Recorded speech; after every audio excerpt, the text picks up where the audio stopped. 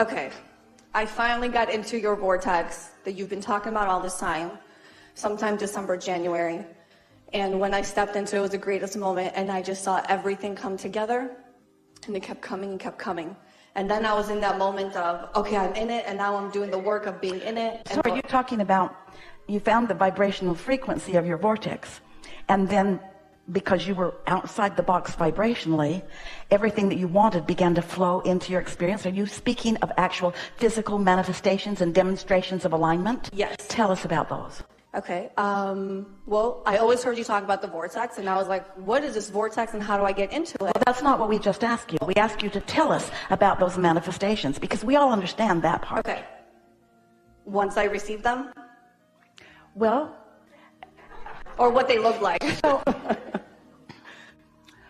what it feels like as it's happening is a good discussion. The feeling of everything just working out for you is part of that discussion. The surprise and delight that things that looked like they weren't going to work worked, and things that looked like they were a no became a yes. Those kinds of things. What did you mean? You gave us a very big build-up. Now tell us what the build-up was about. You found the vortex where everything you want is. You got into the vortex where all of this stuff was. You got tuned to the vortex, and then what happened?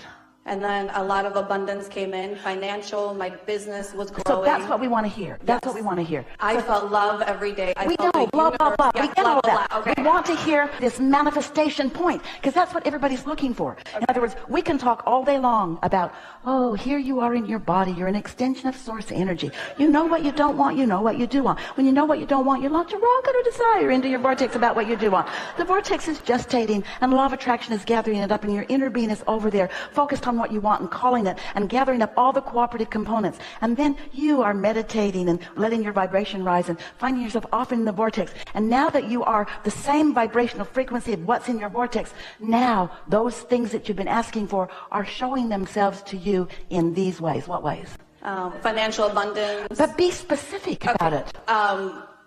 My business grew, and I was booked for over a month and a half out, and I just, love was coming to me in many different ways. I felt it for myself and my child. How about you're using past tense words?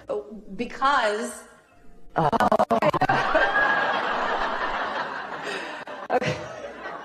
Okay.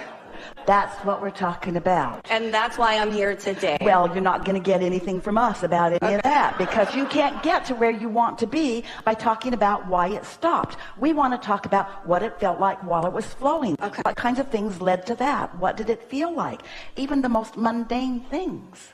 It was just a knowing that I had it all. It was a knowing that everything was available to me. So that feeling of empowerment and anticipation, that feeling of being on the brink of manifestation. Now that's the feeling that you want to reconstitute within you, that you want to recall, because that's that feeling that lets it in. See, what we want you to hear, what we want you all to hear, is that all of you have these vortices that are ready to yield to you, right there, ready to burst onto your manifested scene where you can see it and hear it and smell it and taste it and touch it. But you've got to hold yourself in that frequency so that you can be the receiver of it. And a lot of people hold themselves sort of in a limbo state for years and years and years and years and years, because they felt it, but then. But they felt it, but then. But they felt it, but then. You got to stop the muddying of the water part of it. You got to stay true to the frequency that you knew was it, and that yielded to you while you were there. That's the knowledge that you have that we most want to come out into the open where everyone can witness it. You knew it when you were doing it, and you know it when you're not doing it, and now you're here to talk to us about why you're not doing it, and you're the only one who knows why you're not doing it. And we would say to you, the reason you're not doing it is because you're not milking the feeling of it enough, and maybe not understanding that that's the work. That's the work. Holding yourself on that pitch of letting it in and not giving way. You see, we get it. It's complicated because everybody you know wants prosperity. And when you start letting it in, those that haven't figured out how to let it in yet are kind of standing around watching you and not all that happy about it. Do you know what most humans who have achieved success about anything do? When they achieve success and then others say, how do you do it? They tell the absolute opposite story of how they got it. They talk about their struggle, they talk about their sacrifice, they talk about how hard it was, and that is not what let it in. That might have been the catalyst that put the good stuff in the vortex to begin with, but that's not what they were doing when the abundance started showing up in their experience. Esther went with a friend the other day. She has an apartment in California, and she rented another one to use as an office and a studio so that she could do the Abraham Now seminars from there as well as from Texas. And she needed some furniture and had dabbled around with it a little bit, and she was off with a friend one day. They were running around, and all of a sudden, it hit both of them at the same time. It was manifestation time, and Esther said, "Can you feel it?" Her friend said, "Yes." They've been there on more than one occasion. And so they just sort of followed their feeling into a place, into a showroom that had so many beautiful things, all of the things that Esther wanted. And she said, that and that and that and that and that and that and that and that. Oh, and that and that and that and that and that. Then she said to the man, "So if I want these things, do I have to order them? Or can I just have these?" And he said, "You have to order them." And she said, "But I want that and that and that and that and that and that and that." And you see, it's all right here. It's all right here. "Can I have that?" And he said, "I can make that happen." And Esther and her friend looked at each other like, "Can you feel how powerful we are?" But the most interesting thing was they could feel it before it happened. They could feel how powerful they were when they walked in the door. When they walked in the door, there was no question. Now, we know this is just stupid stuff. This is just gathering up furniture that already exists. But it's a big city, and finding that much that Esther wanted all in one place and available, it took their breath away. It was almost as good as world peace. We're not mocking that, because you can do that too. So then they went back to the apartment complex. Now, there's where it gets a little dicey. There's a potential to muddy the water here, because it's a big old place, and there's a loading dock, and there are other people that want to use it, and there's a freight elevator and all of that. But they know they're on a roll. And when things have happened like this magical, they know this is going to be magical too. So they walk into the leasing office, and they explain what we want. And this very well-meaning, very obstinate, really horrible person, we don't know, manager, when they said, "We have some furniture that's going to be delivered tomorrow," and they're just all bright-eyed and bushy-tailed, and she goes, and Esther said, "The office is going to be closed tomorrow. We're taking everyone on a holiday." And Esther's thinking, "You're taking everyone on a holiday? With all of us here that might need you for something?" Now, can you feel Esther muddying up her water just a little bit? She looks at her friend, and he's going, like, "Don't go there. Don't go there. Don't go there." And so Esther said, "All right then," because there are 4 elevators in this place, and the freight elevator is not any bigger than the other elevators. It just goes out to the loading dock. And Esther's thinking, "No problem. No one will be here. And we'll just come in and use the other elevators, and no one will care." And so she left all happy with her friend, who was also happy. And they're, "It's going to be really easy. We can use all 4 elevators, and we'll just come right in the front door, and off we go." And then later in the day, she got a phone call. The freight elevator had been held for them, and someone was going to be there with a code and a key. And Esther wondered why it took them so long to figure it out, actually. Now, some could call it obnoxious, arrogant, spoiled. You could call it sure. You could call it practiced. Esther's not like that all the time, but when the seas are parting, she can feel it. And she knew that the seas had parted so far already that this was not going to be something that was going to bog it down.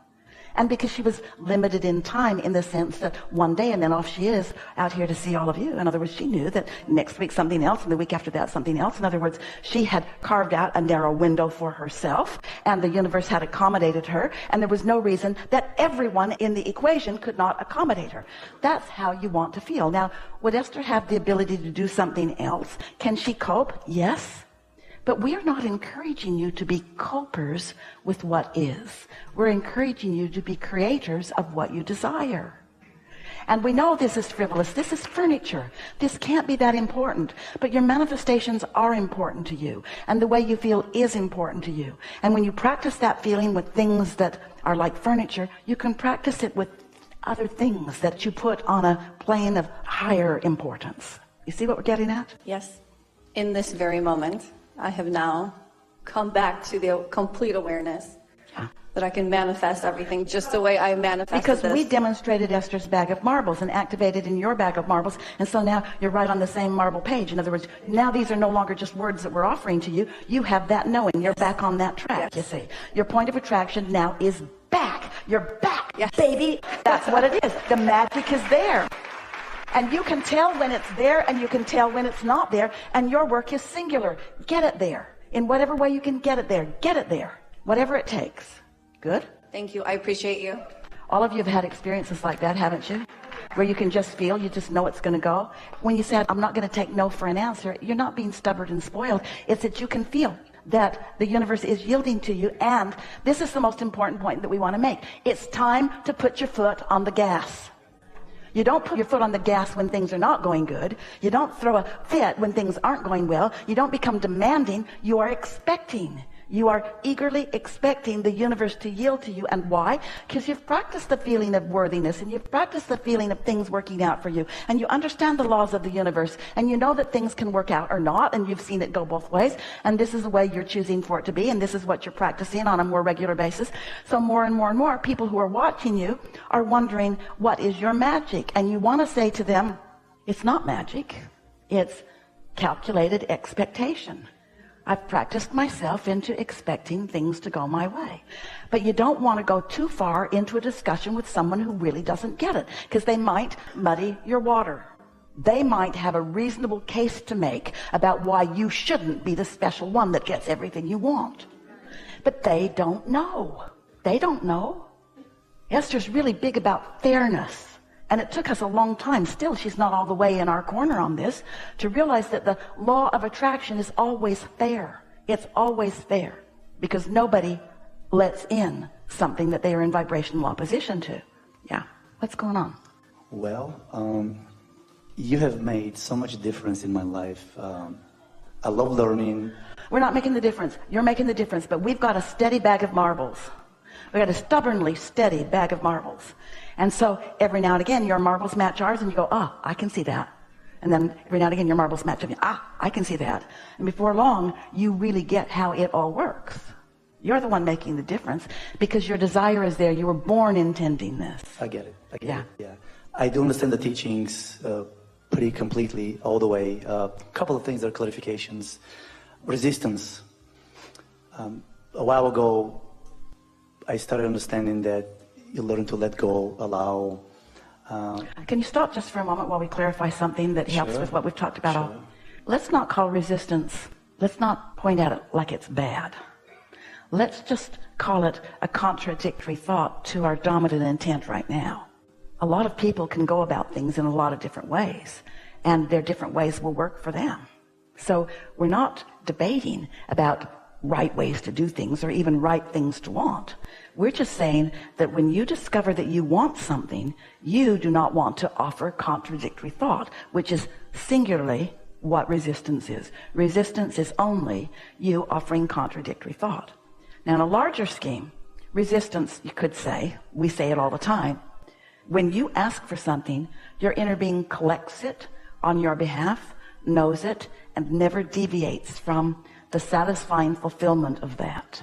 When you notice you don't have it yet, you're resisting. When you are jealous of somebody else who's got it, you are resisting. If you are praising someone else who's got it, you're not resisting. You have to just feel your way to know in any moment in time whether you're lined up or not. It's sort of like electrical power.